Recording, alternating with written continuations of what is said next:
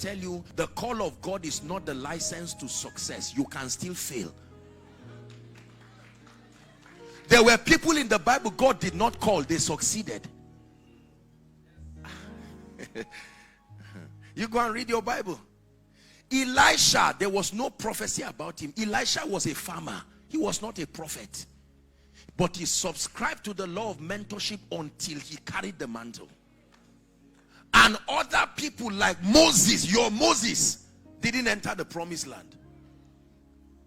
The call of God is not an automatic ticket for success. Even if you see Jesus, you will still bend to the reality of the principles that make for success. When Jesus appeared to Saul, he said, I'm done. I recommend you back. Go and continue to learn. From there, he would go to the wilderness of Arabia for 18 years. Even Jesus, the Word himself, went to the temple to learn about himself again. He went to learn Jesus the way.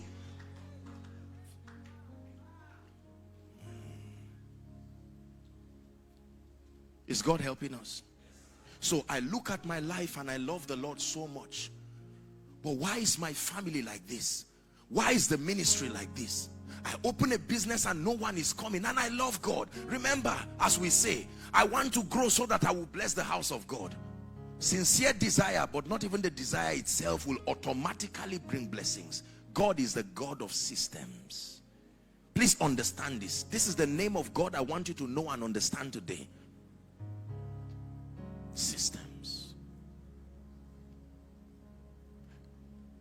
He came to listen to the prayer and the sacrifice of both Cain and Abel. Did you know that God attended to both of them unbiasedly? But at the end of it, one subscribed to a system, a pattern, and it was received. So God came. It looked like he did not come.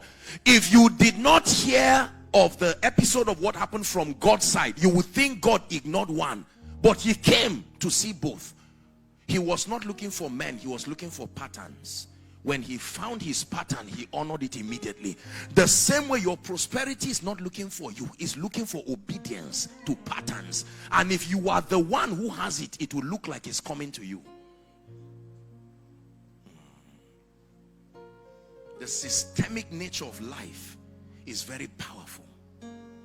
When I learned this, I told myself, regardless of my background, I'm grateful because I can find my way out. Imagine that I had to just depend on the emotions of men. Some of us will never rise.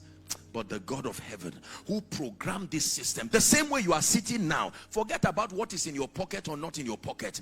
Forget about who knows you or not. If you pay attention and light takes you from your yesterday through your today into your tomorrow, you will turn back and say, my God, I've heard people sing that you can change men, but this is true. And usually people will say, you are lucky. Oh, you mean that church just changed you? You just came and in 2 months you are changed. No. Growth happens through understanding. Grace and peace is multiplied through knowledge, exact understanding. So I decided to compartmentalize my life into all the dimensions that I know would be required for my excelling and my living an impactful life. And I started to pursue exact knowledge. I don't just want to pursue random spiritual growth, just reading the Bible anyhow. You just open today and say, I feel like reading Exodus. Now you are doing the same thing that a student does by hopping to any faculty at all and says no knowledge is a waste. Imagine that you hop to just anywhere and say, after all, I'm still learning. Yes, you are learning, but your knowledge is not guided and is not specific, so it cannot make any noticeable impact. Are we together?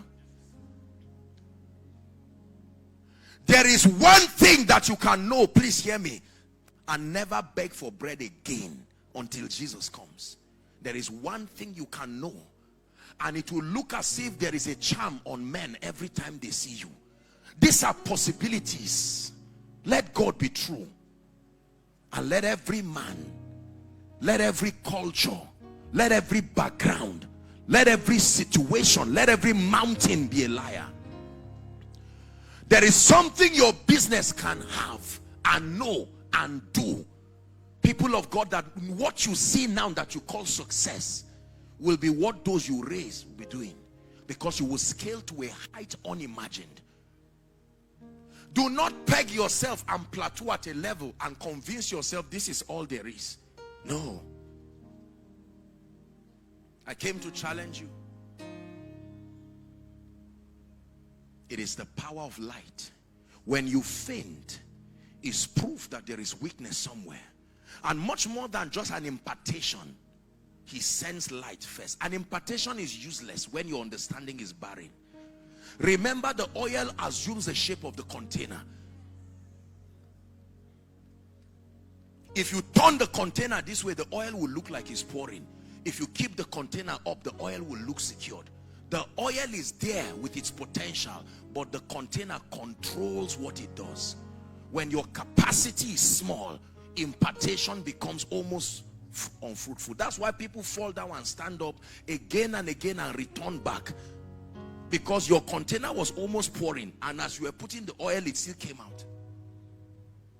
But when God expands you, and then that grace comes on your life, it will be like the foxes of Samson. You will say, where is that challenge that brought shame to me yesterday? I'm not praying that you go. By you, I will leap over walls. And you look at it and greet your landlord and say, sir, thank you so much for driving me. Would you be available for my Thanksgiving? Say, Thanksgiving of what? You gave birth to a child? Say, no, I just finished my estate. In how many months? 5. He said, you are a thief. You've started. I'm not a thief. Light is not a ladder, it's a lift. It can take you to dimensions unimagined. Let me tell you this. Time never changes anything. One day go better is just a wise saying to comfort you. It will never work. Time does not change anything. Time only reveals. When you have an encounter with the light of God and you embrace it, then things will turn around in your life.